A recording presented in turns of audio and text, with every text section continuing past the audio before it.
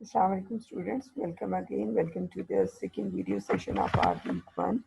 The receiver respond with the feedback. Now, the second thing that we have to know whenever we are talking about जब हम बात करते हैं communication process की communication process के अंदर there there are two basic things very important like feedback and what are the categories of feedback.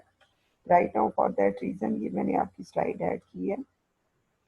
The receiver respond with the feedback like sender. A sender has to just like you can say initiate the idea, create the idea, and or a message or whatever he wants to send or she wants to send to the receiver.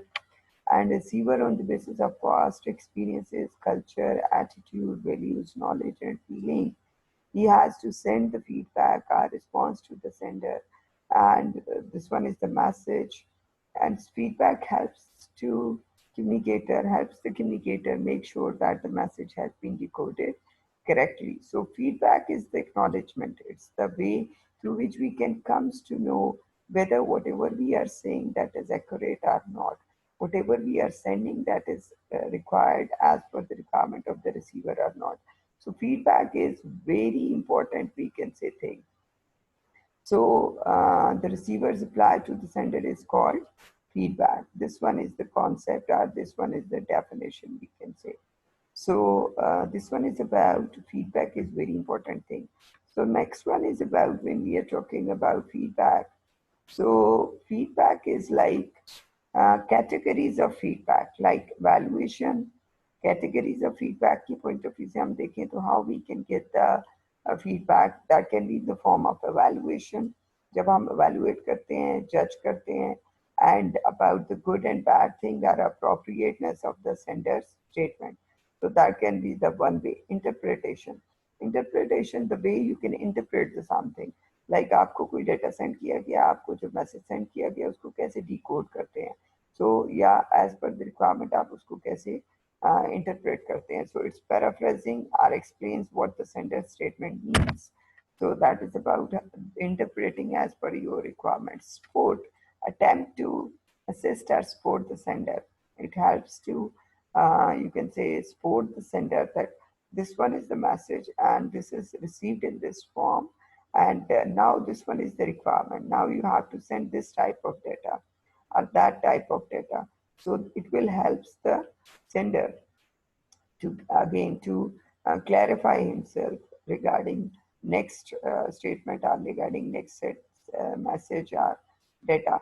Probing, attempting to gain more additional information. It's about the continuation of the sessions or discussion or clarify the point. Next one is about understanding. Definitely, it's directly linked with the feedback, attempting to discover completely what the sender means by his or her statement. So you have to understand what sender wants to say. If you are properly, you can say receiving the data in that fashion, or you can say you have understand the message, whatever sender wants to say. So that means this message is as per the requirement of the receiver.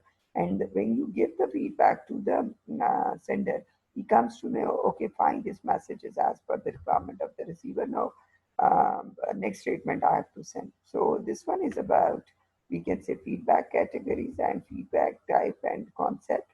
Next one is another very important concept is about noise. Now, what's the concept of noise? You know very well about the concept of noise. The presence of noise can result in fairly significant problem in the communication process. हर जगह पे आपको हर communication process के अंदर एक चीज जो नजर आएगी, that is about noise, right? जो मैं आपको पहले भी बता चुकी हूँ. It affects a lot, and that is the reason right now we have mentioned here.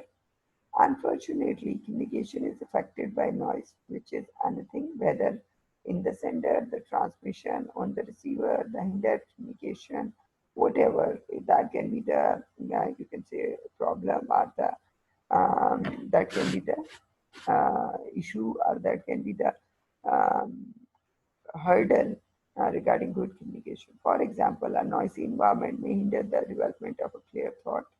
Again, it's a problem. Encoding may be faulty because of the use of ambiguous symbols. Sometimes it can be create a faulty encoding because of ambiguous symbols. Again, that can be because of noise.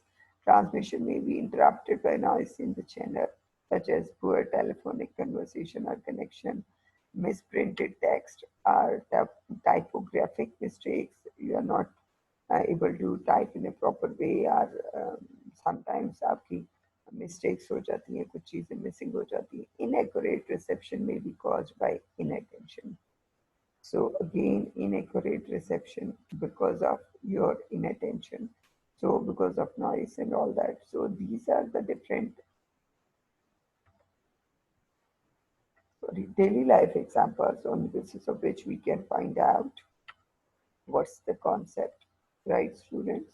This is how noise will, you can say, create the problem for good and effective communication. It creates hurdle regarding good and effective communication. So try to overcome it.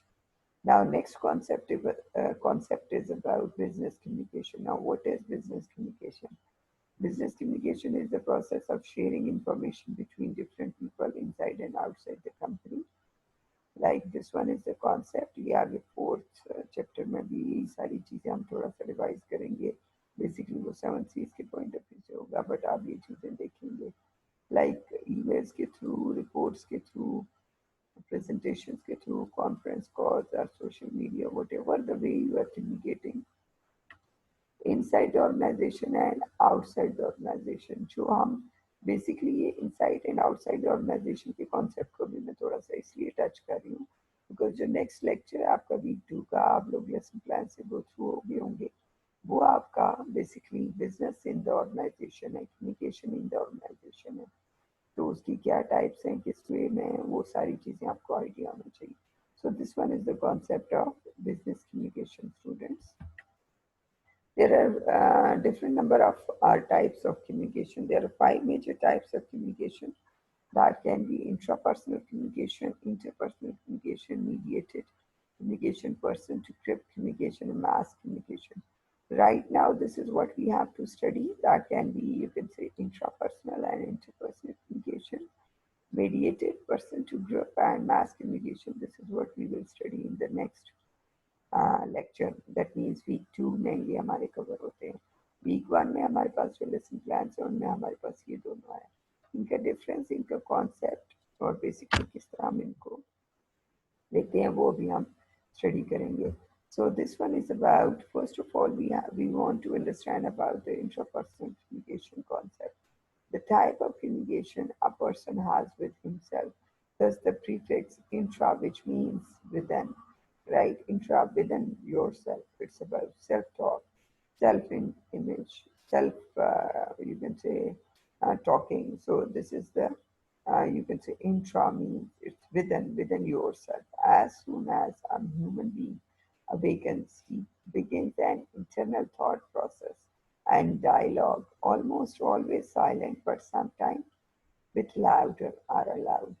So sometimes क्या होता है जब हम अपने आप से whenever we have start thinking something, तो इसको हम thinking process को भी intrapersonal communication कहते हैं. We are thinking about something, we are planning about something. If sometimes it's in a silent mode, sometimes bit louder. जैसे मैं सोच रही थी ओके ये भी करूँगी, ये भी करूँगी, ये भी करूँगी, तो again it's I am talking to myself. तो ये आपकी इंट्रापर्सनल कम्युनिकेशन है and it's in bit louder form. So this one is for second session students. Third session अभी हम नेक्स्ट स्लाइड से स्टार्ट करते हैं for this session. Thank you so much students.